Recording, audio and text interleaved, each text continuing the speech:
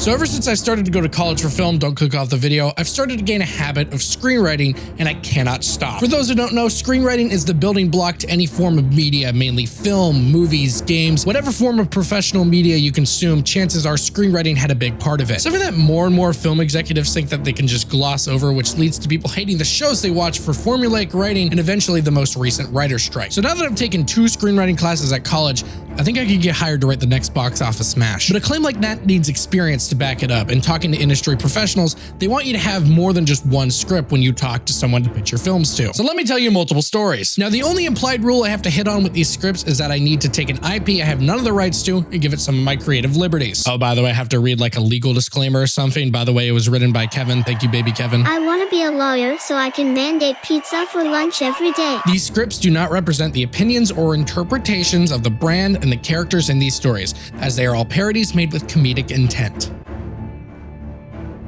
Hopefully that covers my ass legally. Enough intro, let's get into our first screenplay, which of course is the Sour Patch Kids movie. A lot of my ideas come from the worst ideas ever made playlist in my notes app. It has everything I've ever made in it. If I have an idea that even makes me slightly nose exhale, it goes in this playlist. And this just started from the note that just read the Sour Patch Kids movie, which I knew was a banger. The Sour Patch Kids movie is 6 pages long, and not to spoil the entire bit, but it goes from kids movie to Cronenberg body horror. If that means anything to you, you're gonna have a great time. I also want to preface that I wrote this in public waiting 3 hours for a flight. Enjoy! Interior, cool skate park day. A group of Sour Patch Kids are all skating and laughing. Cool skater music and cool awesome friendship. Watch this! Red does a sick kick flip and lands it flawlessly. Everyone starts freaking out, very impressed. Okay, that was officially the coolest thing I've ever seen.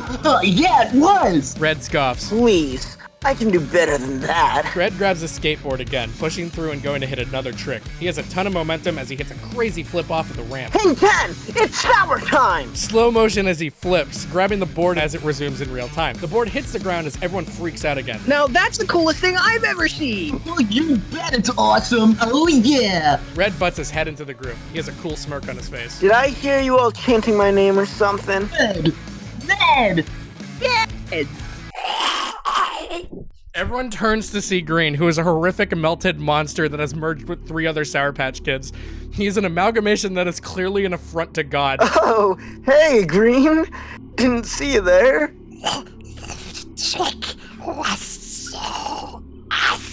Green snarls, making disgusting breathing noises. He cannot speak without phlegm noises. Thanks, Green. Wait, okay, that line was copy and pasted for a screen thing. He does not eat himself alive. Blue tries to get everyone back on track. Ignore the alive line.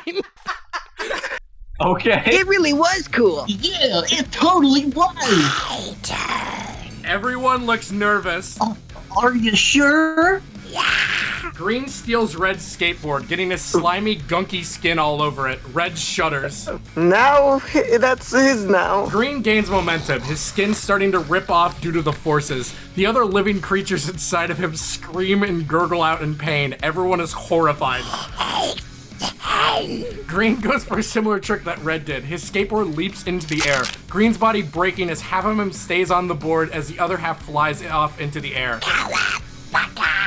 Green misses the landing, slamming into the ground, his body breaking instantly. Holy shit, he's fucking dead!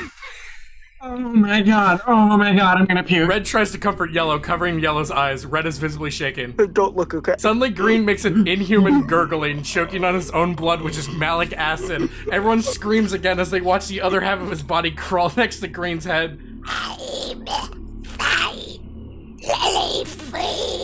Green consumes the other half of his body, making pig noises as he gags one more time. He stops moving, dead. The remaining 4 Sour Patch Kids are all watching a combined traumatized horror. Is this a bad time to admit I'm gay? Why the fuck would you choose now to tell us that? So it is a bad time. Dude, we just watched Green die, and he ate himself alive. You think now is a fucking... Jesus, I figured like mutual trauma would be a good time. You homophobes. Green just fucking killed himself. Maybe dying is the best for him, no. That dude was in constant and indescribable pain. And he was always choking and screaming. I'm gay too. What the actual fuck is wrong with you people? Wow, dude. Didn't realize being gay was such an issue with you. Bigot. No. Being gay is not the issue. You're putting in your sexuality into an active crime scene, Izzo. Orange puts up his nub of an arm in front of him and Red in disbelief. This soulless ginger thinks we're forcing it. What the fuck, dude? I sucked your dick, you asshole! Blue and Orange turn to Red. They're both offended, but Orange is offended as fuck. You're also gay? You didn't let me do it first? Why is that the takeaway here? Our friend just died in front of us. Green suddenly climbs into frame. He is now undead, croaking and choking constantly. He climbs without a head towards Red. Oh my god, how is he alive? Red is now cornered by all his friends, them not letting him leave as Green starts to consume and merge with Red. Red screams bloody murder, begging them to stop as he held down by the other Sour Patch Kids. Green gets up, having Red's head melted into his body. Green reaches out. If you must feed, please allow me. Blue lets Green consume him, violently merging into Green's mangled corpse. Green repeats this process with all of his friends. Despite the Sour Patch Kids' acceptance to join in their friend's amalgamated body, the Sour Patch Kids all scream in visceral horror as they merge with Green. As Green finishes consuming his friends alive, he crawls towards the screen, still breathing horrifically. It sounds like his windpipe is full of blood and his internal organs are completely melted. Green and all his old living friends all scream and pant in unison, having become one Sour Patch Kid. Interior movie studio day. We cut to an executive board office as AJ, the director, stands next to the screen as the logo of the Sour Patch Kids movie appears in a very kid-friendly font. He smiles. So, what'd you think? All the executives in this room stare in horror. There's a long pause until the first executive breaks the silence. So, they're all gay. All executives perk up, all talking over each other. Yeah, I was wondering about that one Are too. they all dating? Oh my god, yes! Yeah, you know, gay people are really in right now. So I think we need a scene of Yellow sucking Red's dick for solidarity. Yes. Really sets up that reveal better. And just how graphic would this sex scene be? Test audiences did react positively to the possibility of a sex scene involving Yellow giving Red sloppy toppy with a twist. Oh. The end. That makes sense. I wrote that while waiting for a flight for 3 hours. Were you eating Sour Patch Kids? No. Did you eat them recently? I just thought the Are you title. watching sloppy gay porn? I'll never He tell. found it. I'll never He tell. found it. I'll never tell. Did you like it?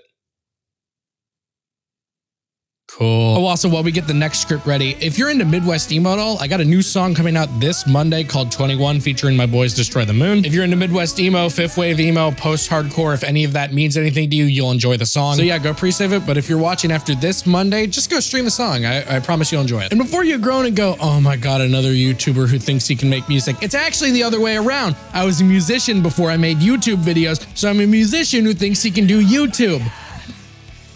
Stay consistent.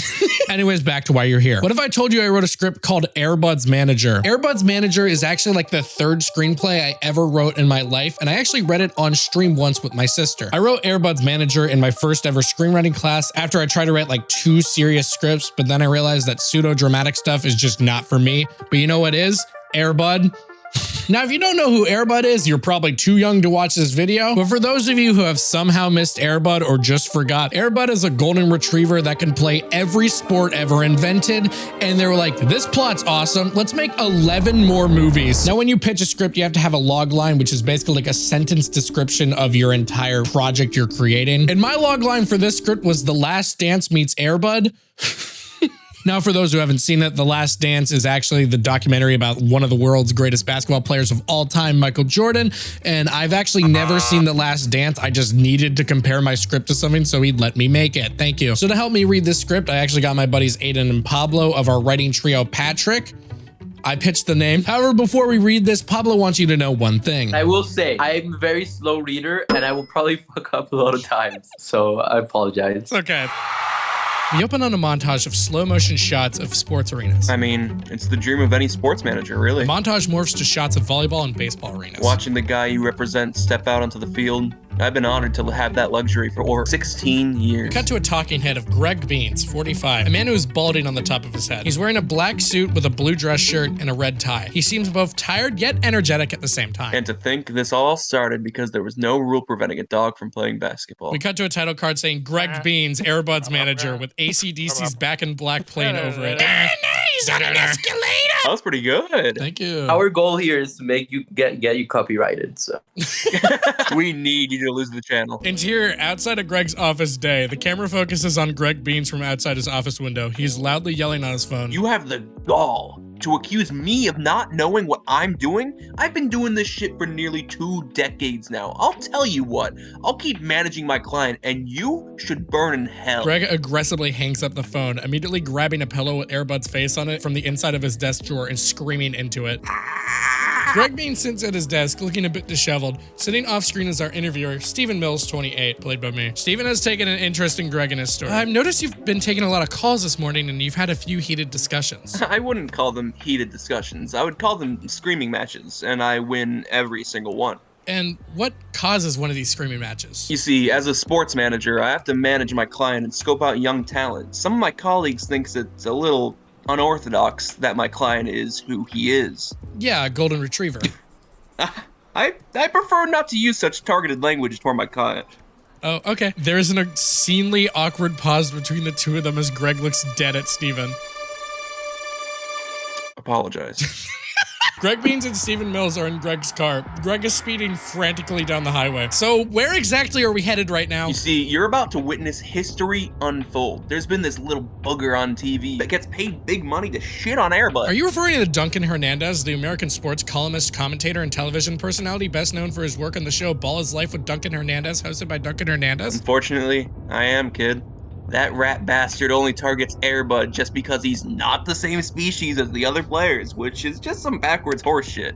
Like, get a grip, it's 2013. We're still policing who can't play ball anymore? We see Steven look confused as Greg keeps trailing off about Airbud's flaws. His dialogue is completely muffled. I've never seen a man hold such a grudge. For those unaware, Duncan Hernandez and his opinions of Airbud have been aired publicly, racking millions of hits on platforms like YouTube and the new hit and here to stay forever social media app, Vine. We cut to a clip of Duncan's show with a YouTube overlay. It is the traditional layout of a sports commentary show with several hosts at the round table, loudly and aggressively arguing. Duncan Hernandez is dressed sharply. Michael Jordan left basketball, came back to prove he's that guy. Michael Jordan is the GOAT for a reason. He's not even the greatest player in switch sports. I'm telling you, Airbud played basketball, soccer, baseball, volleyball, and he saved Christmas. That's the dumbest thing I've ever heard. Everyone only thinks Airbud is good because he was playing against high schoolers. They want with the power of friendship, you take that shit back right now. We cut back to Greg in the car. He clearly has not stopped yelling. Airbud is the most dedicated, the most talented, the most skilled, and you'd be the dumbest sack of shit if you didn't think he was the best boy on that field. Michael Jordan's sons couldn't even handle the pressure of following in his footsteps. Meanwhile, Airbud's kids saved not only Christmas, but Halloween as well. We see an image of Greg Beans with Airbud and his 5 children, which, by the way, one of them is actually named Buddha. I'm sorry, Class and John Marsh, writer for Hooray for Aisha. I just had to interrupt the story to tell you this. Anyways, you're probably wondering what this joke is in reference to. John Marsh was my first screenwriting professor ever, and he is a silly goober. Also in his class, you couldn't read any part of your script out loud. You couldn't even read the stage directions. He did that so you couldn't interrupt and explain what was happening and to see if your character motivations made sense. In fact, his first question after every single read-through was, okay, so what's their character flaw? Every single time. He also wrote the highest rated IMDb episode of The Proud Family, Hooray for Aisha. He is the GOAT and I love him. I'm also going to sum up this next page. Greg Beans is going to Studio H to try and confront Duncan Hernandez in person, even though he's been banned from the premises ever since his 72-hour Twitter rant against Duncan after he called out Airbud for allegedly stiffing the other players' butts. That line never gets a laugh, but it makes me laugh. So after a whole scuffle, a security guard kicks him off the premises, fooling Greg's plan, which makes him upset like a petulant child. Anyways, back to peak cinema. Here at Greg Beans' office afternoon. Greg Beans is sat in his office with his head in his hand, seeming upset that his plan to confront Duncan didn't work. Greg, do you want to talk? Greg Beans says nothing. Steven looks at the camera crew, not sure what to do. Look, I know you're pretty upset and you couldn't talk to him in person, but you two famously don't get along. I'm sure you could do some sort of virtual interview though. He won't respond to my emails. I know, but maybe I can reach out to him and see what I can do. Greg looks up at Steven, looking like he's been crying for 30 minutes straight. His eyes are bloodshot. You promise? Yeah, buddy. I can do that. Greg gets up without saying anything, awkwardly hugging Steven. Steven looks at the camera guy in confusion and gives Greg a half-assed hug. It's okay, buddy. It's okay. Interior Steven's office night. Steven is sat in his office, combing through emails and phone numbers, trying to get in contact with Duncan. The camera guy is in the same room as he finally gets on the line with John, Duncan's assistant. I mean, your resume is really something else. Everything's listed out, including their character flaw. I can definitely get you in contact with Duncan. Thanks for that. What's your name, by the way, for the documentary? Of course. Oh, yeah. I'm John Marsh. I wrote for The Proud Family. Steven hangs up immediately. We cut to a montage of Steven and his crew driving to Duncan Hernandez's home. I'd secured a meeting with Duncan Hernandez at his personal home, something I was not expecting. In fact, Duncan seemed very happy to let me and my crew into his home. Duncan Hernandez, 32, sits down into frame in his big mansion. He checks his lavalier microphone and adjusts his glasses. Hello, I'm Duncan Hernandez, ghost of Ball is Life with Duncan Hernandez. Can you repeat that? You said ghost. I said ghost? Yeah, you said ghost. Ghost of Ball is Life. That was my bad. I'm Duncan Hernandez, host of Ball is Life with Duncan Hernandez, hosted by Duncan Hernandez, which is hosted by me, Duncan Hernandez. I have a lot of opinions, but isn't that what TV is all about? Perfect. So I have a few questions for you, starting off with, have you ever had... Before we start, he's not with you, is he? He? The guy, you know, Mr. Beans. We cleared your vehicle, but I'm never too sure. Oh, we just got some questions from him, but we did not tell him when or where. He's not with us. Good. That's a huge relief. He's one crazy son of a bitch. I think he's actually wants to kill me. Duncan laughs as he seems more calm, looking at Steven and posing naturally. It is. So yeah, my first question is, what is it that caused the rift between you and Airbud? It's petty, I'll admit, but my son, Hernan, he really loves basketball. He's amazing at it, especially in high school. He was being scouted out this huge game against Fernfield, Washington. Duncan takes a deep breath as if to keep himself put together and situated. He was all set to get drafted for the Cleveland Cavaliers with LeBron James, but guess who impressed the scouts more the night after they broke little Hernan's ankle in the block? Air. Fucking Bud. My son lost to a goddamn dog, and I will not stand for it. Airbud can't even dunk. All of a sudden, the windows explode as 5 golden retriever puppies sprint towards Duncan Hernandez. Kill that motherfucker!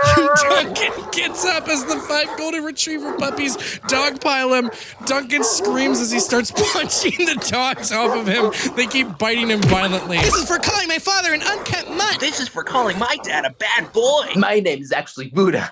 Can you believe it? The camera crew and Steven pull Duncan away from the dog, trying to save him. Greg Beans has an electric fly splatter and a look of murder in his eyes. You finally dare to show your face. What the hell is wrong with you? I have been doubted by you and everyone for decades. I'm sick of taking it.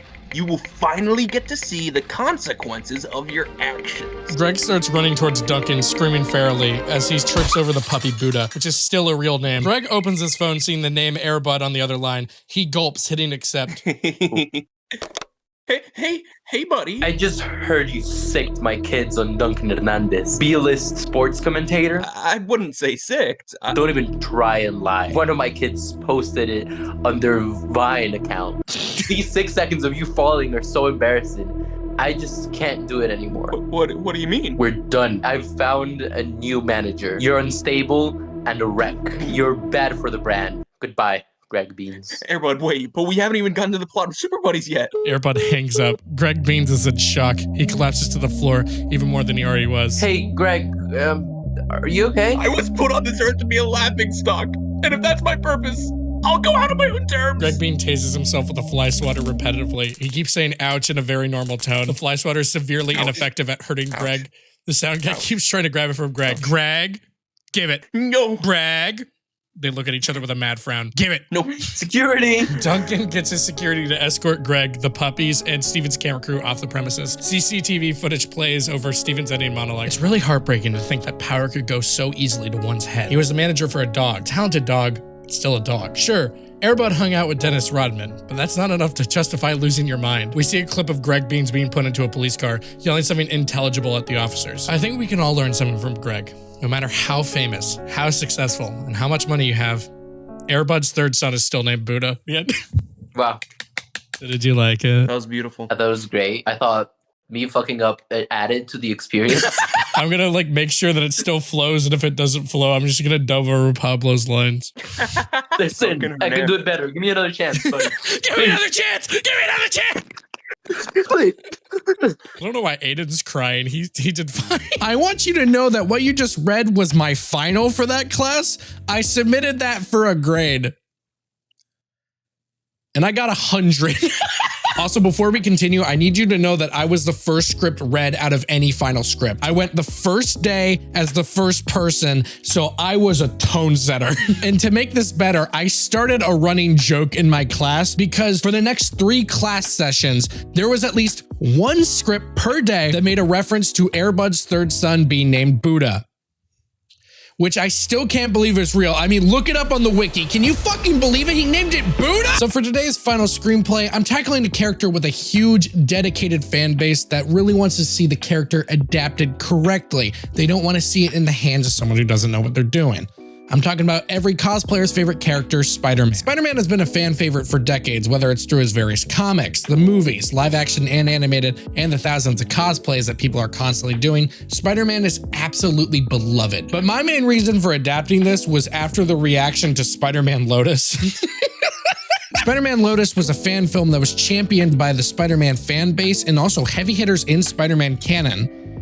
And then it came out that they probably have a favorite slur tier list. I also want to point out that I know nothing about Spider-Man Lotus, nor do I know a single thing about the plot, so I'm just going to go off what I've heard. When the film came out, people started pointing out about how surface level the creator's interpretation of Spider-Man was. My favorite comment being, they made him racist and emo. If that doesn't make you want to buy a ticket, I don't know what will. Now, admittedly, I'm not too well versed in Spider-Man myself. I mean, I don't want to call myself alienated from the character. I mean, I've seen these 4 Spider-Man movies. I've seen the Spider-Verse animated movies. I've played the PS4 game. I've seen the Spider-Man spanking video. So I feel like I'm the perfect person to adapt Spider-Man for the new generation. I'm also going to give a content warning right now. This script is the grossest thing I've ever written. I'm going to cut around this script to make it palatable to you and monetizable to me. Also, to any future employers that are watching this video who want to hire me, stop watching this video. It's illegal. So without further ado, here is my magnum opus, Spider-Man Dependency. Amen. The New York City skyline fades in. The city is bustling with people. The movie New Year's Eve 2011 is playing on every billboard. Everyone's saying New York phrases like, I'm walking here, and bodega. Ah, New York, the windy city. The only place where you can get a $2 slice next to an active crime scene. Interior, pizza bodega, afternoon. People are lined up for pizza at Pizza Bodega, the best bodega pizza on the street. While 7 people are getting stabbed in front of the bank across the street, the mugger stabs an innocent victim. Bodega! No! Exterior, money bank, afternoon. As the mugger stabs the innocent victim winces out and falls to the ground. The mugger laughs. I just love committing crimes. Not if I have anything to say about it. The innocent victim is bleeding out, but is conscious enough to recognize the sound of Spider-Man's voice. Oh, it's Spider-Man! The mugger looks up as Spider-Man web slings into frame and slams into the mugger at full force. As Spider-Man swings into the bank wall, the mugger explodes on impact, blood and guts everywhere. Whoa, what the fuck? Spider-Man readjusts himself, wiping some of the mugger's guts off of his suit. Looks like I have enough time for a slice. Spider-Man happily skips off towards Pizza Bodega. His suit is now visibly covered in blood. The innocent victim reaches out for his would-be hero. Wait, I'm still alive! Wait, sir! Spider-Man, help me!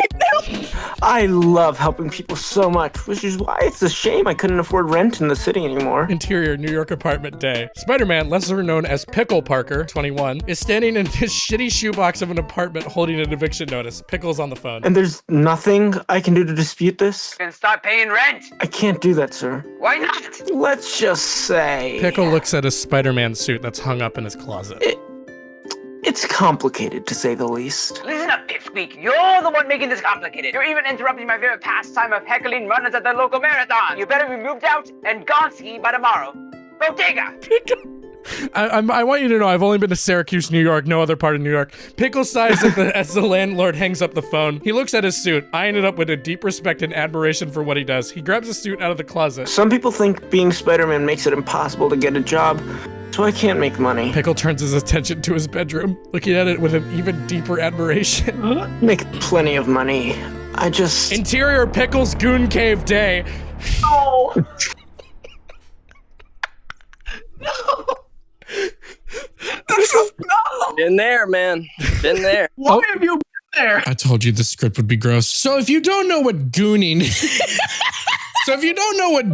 is, I'm so sorry to break your perfect streak, but I'm gonna have to. Also, I know explaining gooning in a YouTube video is like putting a shotgun against a hornet's nest, but I'll still try. A goon cave is where someone who calls themselves a gooner chronically chokes the chicken. You can fill in the gaps. I know damn well there's one person watching this right now who someone around them is going, what are you watching? Pickle's bedroom is horrifically covered head to toe in gooning apparel.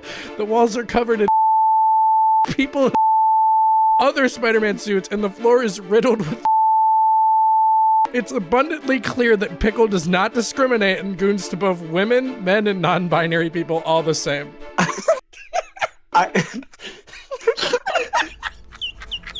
Pickle, line. I can't keep any money because I blow it all on gooning. The walls are covered in posters that are sticky on the edges. A poster photo of anime girls with sits next to a poster of JFK that sat above a hard copy cover of Catcher in the Rye. Pickle starts to put on a Spider-Man suit. No! Other Spider-Man got told, with great power comes great responsibility. I got told, with great power comes the ultimate gooning session. Aunt May meant well. Pickle locks the door and starts... Yeah, I'm coming back to censor all of page 4 as it's the grossest thing I've ever written, and I literally write body horror. So to summarize this part of the script without YouTube taking the ad revenue from my once every 3 months video, basically Spider-Man does this thing while proclaiming that he is in fact Spider-goon. And he does this thing from 2 p.m. to 9:11 p.m. which is the other thing I know about New York. Suddenly there's a loud banging at the door. Pickle jumps up, scrambling towards it. Dylan. Oh, I think Dylan's in shock.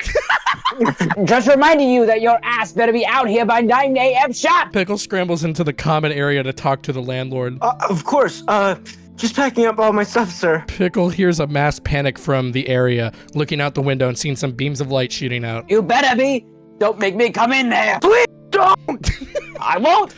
I forgot my key, but I'm serious, Pickle. Don't make me call the bodega on your ass. I won't, sir. Gotta get back to gooning. Packing. Okay. Have fun. As the landlord leaves, Pickle sees that his help is needed outside. Pickle goes to change suits, but realizes that every single suit of his has been used to say in the least graphic way possible. Well, I guess this is happening.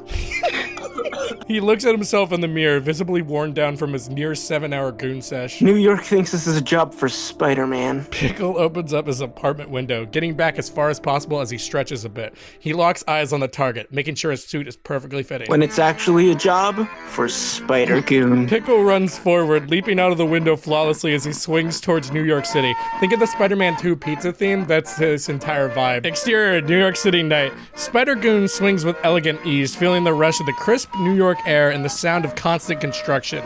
He gets a glimpse at the villain that he's dealing with. He doesn't recognize this man, and he lands on the roof of a nearby building. What is that? At the forefront of the chaos is an immaculately dressed monster known as Kaleido. His body is made of reflective glass with a moving kaleidoscope pattern tinted blue underneath. He has the shape of an almost 6-foot tall man with steampunk glasses where his eyes would be. His body reflects off any light shined onto him, making lit areas a nightmare for fighting him. Kaleido's using a megaphone given to him by one of his hypnotized minions. Don't worry, citizens. In just an hour, New York will be under my control, and crime will no longer be a concern to us all. Spider-Goon sees that nearly the entire city has been hypnotized as he prevents himself from gooning again. Like his hand just in the suit. He's like scratching his balls, but he's like, nope. Nope.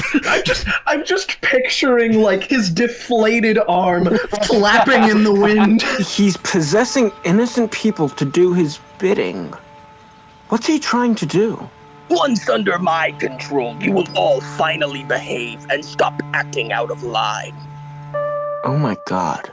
It's literally 1984. Spider-goon frantically swings towards where Kaleido is operating. His event is in the middle of Central Park or whatever the fuck it's called, and no, he has not filed the proper zoning laws. And don't even try and call the police to deal with the zoning laws. They're on my side. Central Park exterior at night. A couple walks towards Central Park as a hypnotized police officer stops them. Sorry, there's a private event going on. The couple nods, walking the other direction. Exterior of the lighthouse night. Kaleido walks towards the center of his master plan, the lighthouse. He looks up at the center point of his entire scheme, talking to himself. Once everyone sees that light shine all throughout New York, no one will ever be stabbed outside of a pizza bodega again. Kaleido turns on the light that will hypnotize the entirety of New York, the light reflecting off of the man's skin, shimmering beautifully as he laughs maniacally. And no one will ever be a useless bystander ever again.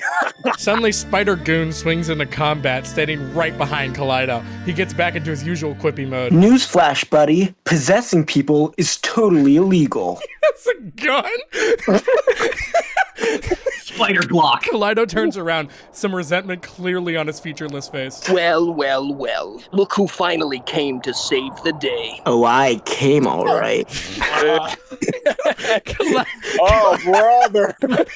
Kaleido flashes Spider-goon in the face with his light. Not long enough to hypnotize him, but enough to disorient him. Fuck, dude. Jesus, God. Don't ever interrupt my dialogue ever again. Kaleido sighs, commanding Spider-goon to stand there, holding the light in his hands. Spider-goon tries to regain his sight, essentially having been flashbanged. New York has been running rampant with crime for as long as we've existed. And despite your questionable efforts, the crime has only gotten worse. Spider-goon gets up, blinking to adjust his eyes again. So if everyone saw what I, Kaleido, saw, maybe everyone will finally be in line. I heard the whole monologue already.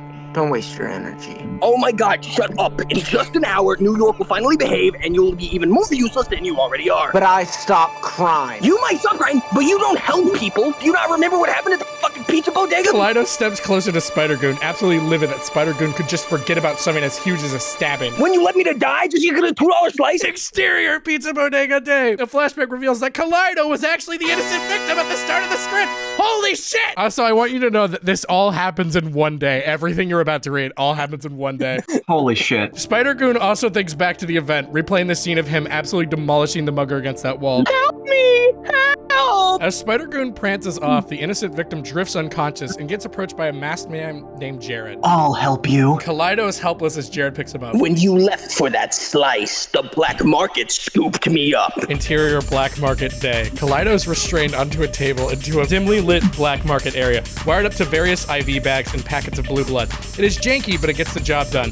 Panning out, we learn that this masked man is actually Jared Leto. Oh my god. This'll only hurt a bit. Kaleido is jacked up on morphine as his blood is drained out of him, his skin being peeled off and replaced with reflective glass and a new age serum. Jared Leto stands before his creation, doing the stupid, lifeless smile that he delivers in every fucking movie, particularly Morbius.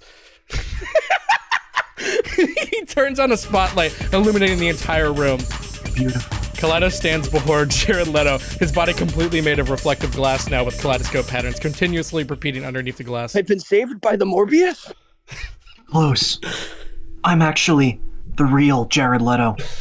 I do this kind of stuff for fun. Exterior, the lighthouse night. Kaleido motions to himself, showing his reflective skin. Look at me! She turned me into a monster! A hot monster? No. Fucking wrong! What? Hold on. Kaleido's monologue completely drops, seeming like something is getting to him. He starts sniffing. Jesus Christ, what is that smell? Nothing. Kaleido gets closer to Spider-goon, smelling him. Spider-goon smells rancid, like the Monty hallways during spring quarterfinals. No, like, dude, it's definitely coming from you, man. Coming from me, all right? Excuse me? Nothing? It's definitely not nothing. What's that smell? God, it smells like fish. Nuh-uh. No, Spider-Man, you smell like rotten fucking fish. Have you showered? I have. Spider-goon was lying. Kaleido steps back a bit to escape the odor. Well, you need to change something about your shower, dude. It's pungent. Spider-goon desperately tries to bring the confrontation back on track. Enough about the smell of fish. You can't take over New York and control every New Yorker, Kaleido. Of course I can. Ever read 1984? Holy shit. It's literally 1984. Kaleido continues his villain monologue, approaching Pickle. When that light shines across the city, everyone will finally behave. Kaleido got too close to Spider-Goon again, gagging violently. Oh, fucking shit, dude. Have you taken that suit off at all? Yeah. Have you like washed it? Have you tried washing it? Spider-Goon looks guilty, unable to make eye contact with Kaleido. Kaleido is visibly horrified. Have you ever washed your suit? He looks down, noticing the area around Spider-Goon's groin is weirdly stained. Oh my god, forget about the... Dude, did you come in that thing? What? Who would do such a thing? You came in your fucking suit, dude! No. Holy fuck, so this is why crime has been so rampant. This shithole city, our heroes are too busy being narcissistic fucking scumbags and spending all their time coming in their expensive fucking prissy suits. Kaleido turns around, trying to calm himself down from the horrors he is currently witnessing. There's a brief silence that's broken. Gooning. Kaleido turns back to Spider-Goon. Excuse me? It's called gooning. Us heroes spend all our time gooning in these expensive-ass suits. Thank you very much. Spider-Goon takes an applause break. Interior real movie theater night. We see a packed audience watching Spider-Goon. Everyone is dressed up as Spider-Goon and is applauding and cheering. A horrified moviegoer in a Spider-Man costume leads over to his date. What's gooning? It's fucking awesome, that's what! Stan Lee cameo. Exterior, the lighthouse night. No. Kaleido is hunched over by the lighthouse as Spider-Goon starts stretching. And one last thing. It's not Spider-Man. Kaleido looks up at Spider-Goon, trying not to throw up due to the horrific aroma. It's Spider-Goon. Spider-Goon webs Kaleido's face, who starts freaking the fuck out. The web is unfortunately crusty. It just fucking come! Ooh! Ew! Fuck! Spider-Goon uses his goon slinger to throw Kaleido to the ground, pinning him down as part of his glass body shatters. Kaleido yelps out in pain, clearly caring more about the sanitary problem here. Spider-Goon stands above him. Giving up so soon? Yes, please, get me out of here. Get me the fuck out of here. You want to know one of the good things about in this suit? One of? No one wants to fight me anymore. Spider-Goon goon slings Kaleido to the ground again, taking out the lighthouse and freeing everyone from their daze. Kaleido becomes unconscious, praying for God to kill him. Kaleido's minions all wake up, seeing this sight before them. They're so excited to see Spider-Man. Hey, it's Spider-Man! Spider-Man saved the day again! He rules! Holy fuck, what is that fish smell? Please, I'm not Spider-Man. Spider-Goon turns to everyone, his suit visibly sticking to him more due to his sweat and pungent odor. The visible stain on his fun area is disgustingly thicker. I'm Spider-Goon. Holy fuck, has he ever taken that suit off ever? What are you talking about? Spider-Man's the coolest superhero ever! Yeah, I am. But actually it's... Wait, no, I smell too. Holy shit, it smells like a fish laid eggs inside of a rotten condom. I would never go that far. Dude, he smells like you left expired seafood out in the open for 2 months, reheated it, and then shoved that seafood in a Ziploc bag. It's not that bad. Minion 1 walks up to Spider-Goon, excited to meet his hero. Yeah, guys, it's not that... Oh my god! Minion 1 retches. The descriptions somehow weren't enough to accurately depict how terribly he smelled. Oh, holy shit, dude. Is this why crime's so bad now? We're too focused on coming in the suit? It's fucking called gooning! Interior New York apartment night. Spider-Goon is showering in his suit, disheartened that no one likes his new identity. During his monologue, he visibly waterboards himself on accident. Not every artist is recognized in their lifetime, I guess. The way I see it, I saved New York yet again. But the way the news sees it... Insert shot, a newspaper thrown onto the table with the headline.